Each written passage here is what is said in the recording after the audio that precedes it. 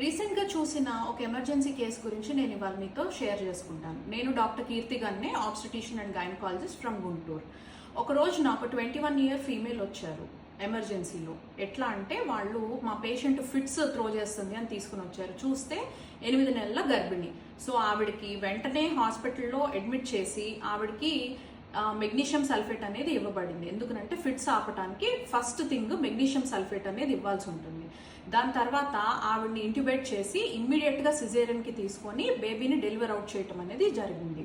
So ఇది ఎందుకు చేస్తాము అంటే, ఒక గర్భిణీ స్త్రీ ప్రెగ్నెన్సీలో ఫిట్ త్రో చేసినప్పుడు ఇమ్మీడియట్గా ప్రెగ్నెన్సీని డెలివర్ చేయాల్సి ఉంటుంది. సో ఆ బేబీ నెలలు తక్కువ ఉండటం వల్ల ఐసీయూలో పెట్టాల్సి వచ్చింది. అసలు ఆ హిస్టరీ తెలుసుకుంటే ఏంటంటే, ఆ పేషెంట్ అంగన్వాడీలో చూపించుకుంటూ ఉన్నారు, అక్కడ లోకల్ డాక్టర్ని కలుస్తూ ఉన్నారు. బట్ ఆవిడ బీపీ అనేది అన్డయాగ్నోస్డ్గా వెళ్ళిపోయింది. అన్ని బీపీ రికార్డింగ్స్ నార్మల్ అని రాసింది. 1-2 విజిట్స్లో అసలు బీపీ రికార్డింగ్ కూడా చూడలేదు. సో ఆ పేషెంట్ తెల్లారుజామున 3 గంటల దగ్గర నుండి ఫిట్ త్రో చేస్తుంది.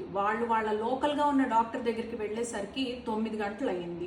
అక్కడ నుండి మళ్ళీ హాస్పిటల్కి ఇక్కడ మా దగ్గరికి వచ్చేపాటి 12 గంటలు అయింది. సో మొత్తం మీద ఈ టైం లాగ్ ఉండటం వల్ల చాలా డెఫిసిట్ అనేది జరుగుతుంది అనమాట, తల్లికి బిడ్డకి ఇద్దరికి.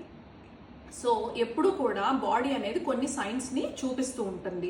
గర్భిణిలో బీపీ అనేది చాలా ఇంపార్టెంట్, గమనించుకుంటూ ఉండాలి. ఒకవేళ బీపీ ఎక్కువ ఉన్న వాళ్ళల్లో లక్షణాలు ఎలా కనిపిస్తాయి అంటే, 1 ఒళ్ళంతా నీరు పట్టడం, మొహం ఉబ్బరింపుగా ఉండటము, కాళ్ళ వాపులు రావటము, చేతులు ఉబ్బరింపుగా ఉండటము, మెట్టెలో రింగ్స్ టైట్ అవ్వటము, ఇట్లాంటి మనకి తెలుస్తూ ఉంటాయి. తర్వాత పొట్ట దగ్గర కూడా నీరు చేరుకుంటాం కూడా జరుగుతుంది కొంతమందిలో.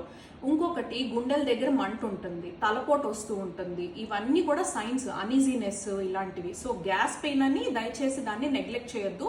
ఇమ్మీడియట్గా హాస్పిటల్కి తీసుకుని వెళ్ళండి. అండ్ ఫిట్ రాగానే తగ్గుతుందేమో అని అనుకోవద్దు. ఖచ్చితంగా ఇమ్మీడియట్గా క్లోజ్ బై ఏ హాస్పిటల్ ఉంటుందో ఇమ్మీడియట్గా తీసుకుని వెళ్ళండి.